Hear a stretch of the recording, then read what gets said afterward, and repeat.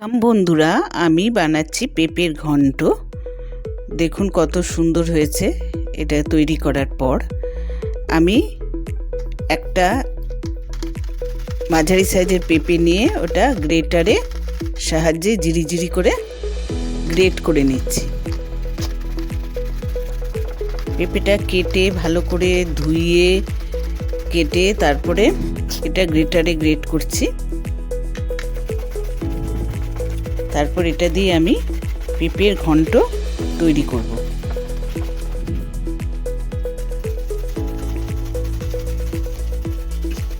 আপনারা প্রথম থেকে শেষ পর্যন্ত দেখতে থাকুন কিভাবে বানাচ্ছি। এবার আমার পেঁপেটা গ্রেট করা হয়ে গেছে। কড়াইয়ে আমি সামান্য সর্ষের তেল দিয়ে কয়েকটা বাদাম আমি ফ্রাই করে ভেজে তুলে নেব। লাল করে ভেজে বাদামগুলো লাল করে ভাজছি। সামান্য লবণ দিয়েছি ওতে, দিয়ে বাদামগুলো লাল করে ভাজা হচ্ছে।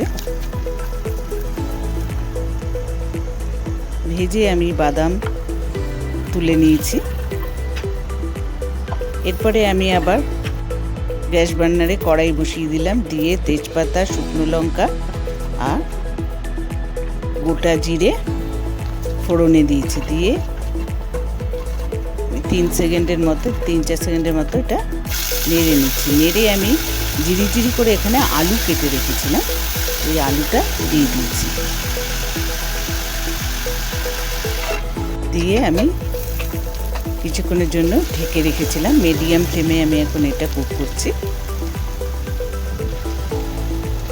এবার গ্রেট করা পেঁপেগুলো ওর মধ্যে দিয়ে দিলাম। আলুটা একটু ভেজে নিয়ে তারপরে পেঁপেগুলো দিয়ে দিচ্ছি। এবার আমি একসঙ্গে সব মিশিয়ে নিচ্ছি। আপনারা অবশ্যই এইভাবে করবেন। এবার 4টে কাঁচা লঙ্কা দিয়ে দিলাম, স্বাদ মতো লবণ দিলাম, ধনে গুঁড়ো দিলাম, জিরে গুঁড়ো দিলাম, কাশ্মীরি লঙ্কা গুঁড়ো দিলাম, হলুদ দিলাম আর কিছুটা পরিমাণ আদা পেস্ট দিলাম। দিয়ে আমি সব একসঙ্গে মিশিয়ে নিচ্ছি।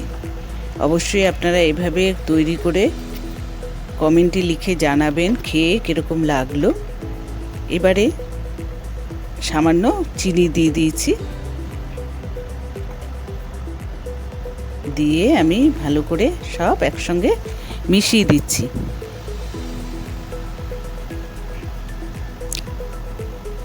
এটা খুবই টেস্টি হয় খেতে এইভাবে পেঁপের ঘন্ট। আপনারা ঘরে অবশ্যই করে খেয়ে দেখবেন। এরপরে যে বাদামটা আমি ভেজে রেখেছিলাম লাল করে, বাদাম ভাজা ওর মধ্যে দিয়ে দিলাম। আর ওর মধ্যে কিছুটা মটরশুঁটিও দিয়ে দিয়েছি। মটরশুঁটি থাকলে দেবেন, আর যদি না থাকলে দেবেন না, সেটা আপনাদের মর্জি। এইভাবে তৈরি করবেন। এটা মিডিয়াম ফ্লেমে আমার রান্না হচ্ছে, নেড়ে চেড়ে তৈরি করছি। আপনারা অবশ্যই সাবস্ক্রাইব করবেন। সাবস্ক্রাইব করলে আমার নানান রকম নতুন রেসিপি দেখতে পারবেন।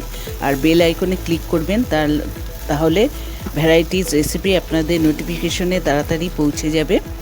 আর লাইক শেয়ার করবেন। এটা এইভাবেই তৈরি করে খেয়ে দেখবেন। এটা প্রত্যেকে খুব পছন্দ করে। এটা গরম ভাতে মেখে খেতে ভালো লাগে, আবার গরম রুটির সঙ্গে খেতেও ভালো লাগে। এবার এর মধ্যে আমি গরম মশলা দিয়ে দিলাম, দিয়ে আবার সব একসঙ্গে মিশিয়ে দিয়েছি। দেখুন একদম কত সুন্দর মজে। এটাতে কোনো জল পড়বে না, এটা এইভাবেই তৈরি হবে। হয়ে গেল আমার, ঢেকে রেখেছি। আমার পেঁপে ঘন্ট তৈরি হয়ে গেছে।